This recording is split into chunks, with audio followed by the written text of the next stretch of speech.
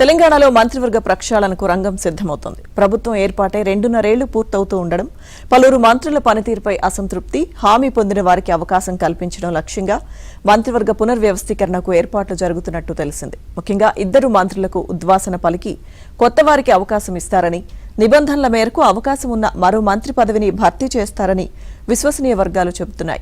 2 వారాల్లో ఈ వ్యవహారం ఓ కొలిక్కి రావచ్చని, జూన్ 2న రాష్ట్ర అవతరణ దినోత్సవం నాటికి 3 కొత్త మంత్రులు కొలువుదీరే అవకాశం ఉందని పేర్కొంటున్నాయి.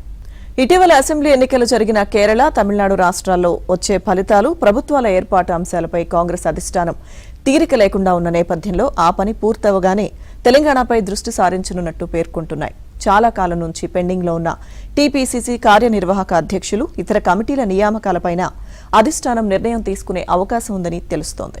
ఇటీవల జరిగిన 5 రాష్ట్రాల అసెంబ్లీ ఎన్నికల్లో కేరళ, తమిళనాడులపై కాంగ్రెస్ ఆశలు పెట్టుకుంది. కేరళలో యూడీఎఫ్, తమిళనాడులో డీఎంకే కూటములు విజయం సాధించవచ్చని ఎగ్జిట్ పోల్స్ పేర్కొన్నాయి. మే 4న ఎన్నికల ఫలితాలు వెలువడనున్నాయి. ఆ రాష్ట్రాల వ్యవహారం మే 10 కల్లా పూర్తవుతుందని, ఆ తర్వాత ఎప్పుడైనా మంత్రివర్గ పునర్వ్యవస్థీకరణ ఉండవచ్చని పార్టీ వర్గాలు చెబుతున్నాయి.